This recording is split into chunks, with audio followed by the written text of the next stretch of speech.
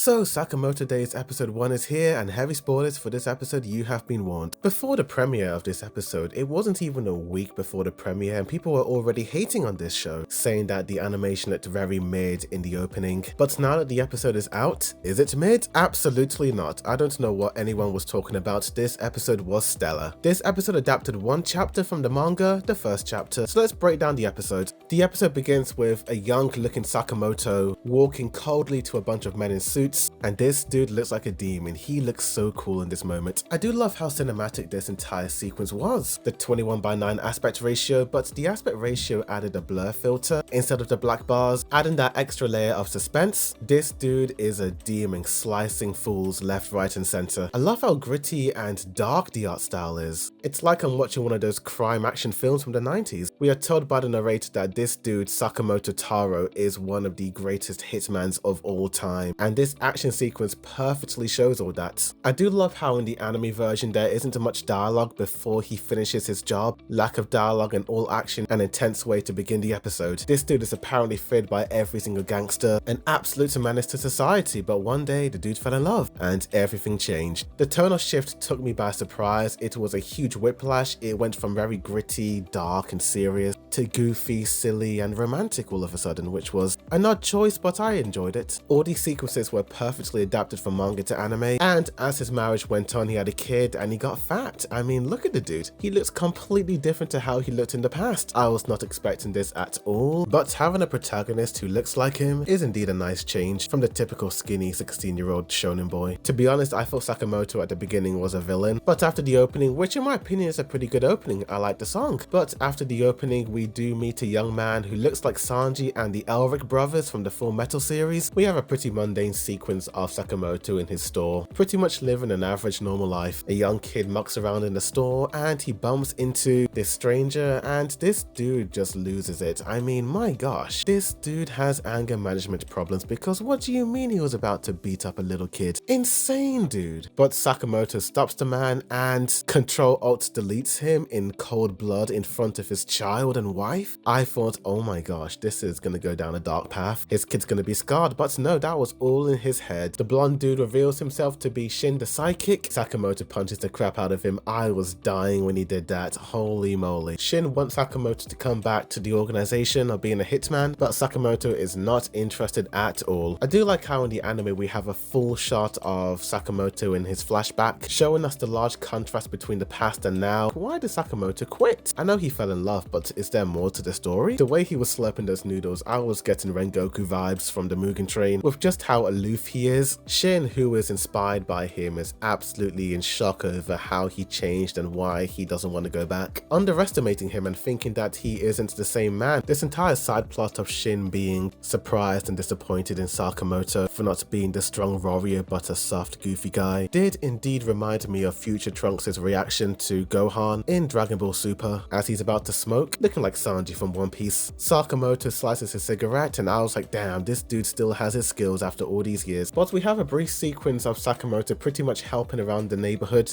and it's interesting how in his past he does nothing but hurt people, whether they're good or not. He still takes them out, but in the present he's doing nothing but helping his community. It's quite nice to see, but also a really strange contrast. Shin as a character is quite wishy-washy. He goes from being disappointed in Sakamoto to being amazed by him to being disappointed yet again, but then when he's alone in his car he ends up acknowledging him and praising him, fanboying over him. Before the car scene I didn't know how to feel about Shin, but seeing him geek out over Sakamoto, I was like, Shin's an okay dude. Although I was dying of laughter seeing the mother and her child freak out over Shin. If that was played in the cinemas, that would have gotten a laugh. But it does look like that Shin is part of an organization of hitmen, as his boss wanted Sakamoto to be taken out. I found this boss man to be a very interesting guy, talking about how nobody can leave the organization and not suffer the consequences. I thought maybe this guy would be an established villain for the first half of this season, so I was quite shocked to find out what happened to him later on. But coming back to this moment, this boss is unhinged, screaming at Shin, telling him if he can't do the job right, then he will get someone to do the both of them. I feel like this boss guy fears Sakamoto. As established in the beginning, he is this feared hitman, as maybe he's just a bit annoyed that he abandoned his organization, as Sakamoto might have been one of the better men on the team. So in a weird way, I do understand this boss guy and his frustration, although he is a jerk. In the manga, we had about 4 different panels of Shin coming to terms with taking out Sakamoto, but the anime expanded it. We see him going shopping, eating, taking a shower. That scene was for the fangirls, lying in bed and thinking about the past when he and Sakamoto used to work together. I really loved what the anime did to Shin's character. These expanded scenes truly fleshed out his character, showing us that yes, he does work for this organization and he knows the consequences if he doesn't do the job, but he respects Sakamoto and he sees him as a good guy. But Shin decides he has to do what he has to do. Shin confronts Sakamoto and an intense and very surprisingly well animated action sequence ensues. I was not expecting some of the animation to have this really intense style. I just thought that maybe Sakamoto would just knock him out and then we'd just cut to him being in bed, but no, they had a whole action sequence of them trying to take the other out, and I was like, wow, this studio is a really good animation studio for this show. We cut to Shin in Sakamoto's house. His wife and daughter were looking after him, showing us how caring and loving this family is. Shin is so suspicious over this family because there's no way a hitman who has taken out so many people can have such a loving family, but he does, and the food isn't poison. Although that was a big L for Shin, thinking that the food was poison. If Sakamoto wanted to take Shin out, he would do it with his own hands. Oh well, that is a small nitpick. Moving on from that, Shin is in awe, and I love seeing how grateful he is of the meal and this loving family. The dude has never actually had a moment like this in a job before. I'm guessing it's just always been about getting rid of the people who need to be taken out and nothing more. But I like how this entire sequence completely changes Shin's overview of Sakamoto. Yes, Sakamoto is indeed an idol of his, but now he sees what is essentially the real Sakamoto, a caring dude who loves his wife and child. This sequence of Shin leaving Sakamoto's house was indeed the heart of the episode. Sakamoto telling him to come again was definitely the moments that made Shin go, actually, I don't want to do this anymore. Shin confronts the boss and tells him he can't take out Sakamoto. I was quite surprised seeing Shin begging on his hands and knees, telling the boss not to kill Sakamoto, considering how much Shin seems to love being a hitman and idealizes the worst of the hitmans, the old Sakamoto. But I think seeing how soft he is now, it's probably rubbed off on him. I'm very amazed that the writers were able to write a full character arc for this character in the span of 15 minutes. Shin is so goated that he even allows himself to be taken out in order for Sakamoto to live. But we truly see the boss man for who he is. I did think at the very least he at least cared for his team of hitmen, but no, they are all disposable to him. Yep, what a jerk this guy is. But Shin can hear his thoughts as that is his psychic powers, and a huge action sequence begins. Meanwhile, Sakamoto prepares to fight the boss and his hitmen. Was truly an awesome moment. This entire scene sort of represents Sakamoto. On the outside, he's this lovey-dovey, cuddly looking dude who's soft and caring for others, but on the inside, he's still the same dude. We have the battle of Shin trying to take out all of the assassins, and just when Shin is cornered, Sakamoto comes to save the day, using what appears to be some sort of taser or stun gun, a flashy way to make his entrance. The anime actually extended this sequence. There were actually a couple of panels in the manga, but in the anime they extended the whole action sequence, showcasing Sakamoto's skills, which I enjoyed seeing. Sakamoto with ease takes out all of the hitmen, including the boss, and I was like, damn, he even took out the boss this early on? I thought this guy was going to be a main villain. Sakamoto gives Shin an apron as he's talking about leaving town, and now Shin works for Sakamoto. They actually cut a scene out in this sequence. That kid was wild for what he said in the manga, but I do feel like the anime wanted this ending to be very heartfelt and PG, but that's how the episode ends. Overall, this was a stunning way to start this series. I cannot wait to rewatch this episode. It was absolutely stunning, heartwarming, action-packed, and very, very funny. What do you guys think of the episode? Do you like it or do you hate it? Tell me. Like this video, subscribe for more Sakamoto videos, as well as other anime updates, news, reviews, comparisons, breakdowns, rankings, and more. But thank you for watching, and as always, a boy do the view, sunny out.